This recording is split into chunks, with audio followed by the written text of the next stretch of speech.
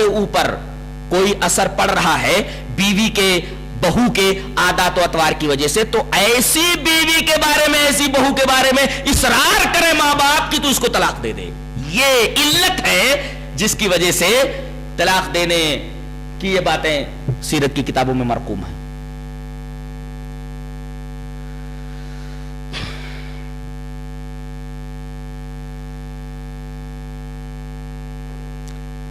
بگاڑ کا ایک اور سبب ہے مشترکہ رہائش میاں بیوی کے درمیان. مشترکہ رہائش کا میں مفہوم یہ سمجھتا ہوں کہ جیسے بہن کی شادی ہو گئی، شوہر کے ساتھ گھر میں آ کر کے رہنے لگی.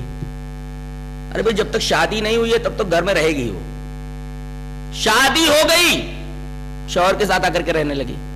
ماموں بھی وہی رہ رہا ہے، جیٹ بھی وہی رہ رہا ہے، دیور بھی وہی رہ رہا ہے، دیورانی بھی وہی رہ رہی ہے، سب کے سب وہی رہ رہے ہیں.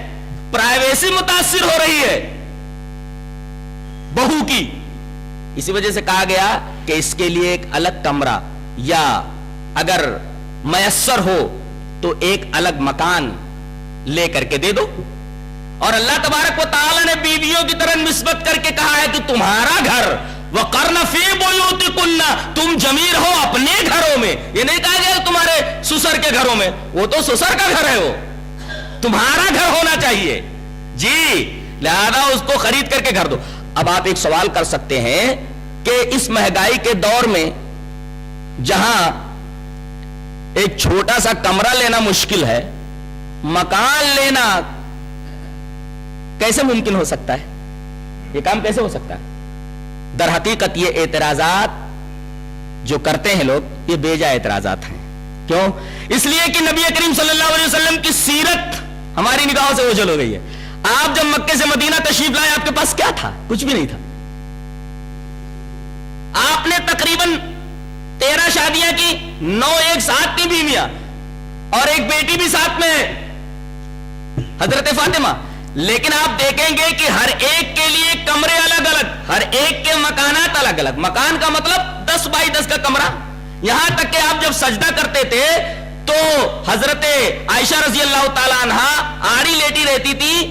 جب آپ سجدہ کرتے تو ان کے پیر پر ہاتھ مارتے اور وہ پیر سمیٹ لیتی تو آپ سجدہ کرتے. جب آپ اٹھ جاتے تو پیر بڑھا لیتی.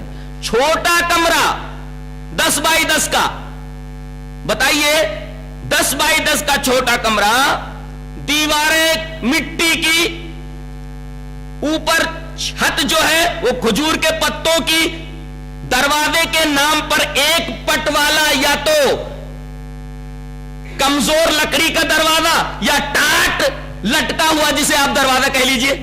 اگر مکان کا یہ تصور ہو تو کسی بھی آدمی کے لیے اس طریقے کا مکان یا اس سے اچھا مکان لینے کی صلاحیت موجود ہے. اب مکان کا ہمارے یہاں کیا تصور ہے؟ ایک ہال ہو، ایک بہترین کمرہ ہو، ایک بہترین کچن ہو، ایک مہمان خانہ ہو، ٹی وی لاؤنج ہو.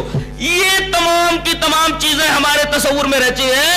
اور پورا کا پورا مکان فرنشڈ ہونا چاہیے، آراستہ ہونا چاہیے، سامان آرائش ہر جگہ موجود ہونا چاہیے، بیسن الگ ہونا چاہیے، کھانے کا کمرہ، ڈائننگ روم اور پتہ نہیں کون کون سے روم ہوتے ہیں وہ سب ہونے چاہیے. اگر اس طریقے کا مکان آپ کو چاہیے تو پھر زندگی بھر آپ ایک مکان نہیں بنا سکتے. لیکن اگر مکان بنا کر کے اپنی بیویوں کو دینا چاہتے ہیں آپ نبی کے مکان کی طرح تو یہ کچھ مشکل نہیں ہے تمہارے لیے.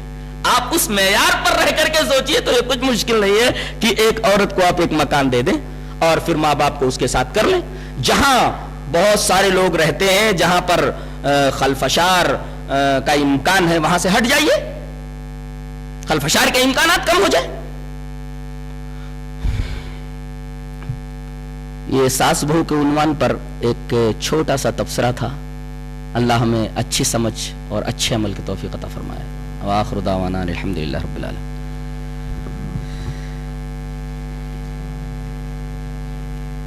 السلام علیکم ورحمۃ اللہ وبرکاتہ. محترم حضرت، انشاءاللہ حافظ جلال الدین صاحب کا علم غیب کے عنوان پر جو بہت ہی اہم عقیدے کی اصلاح کے لیے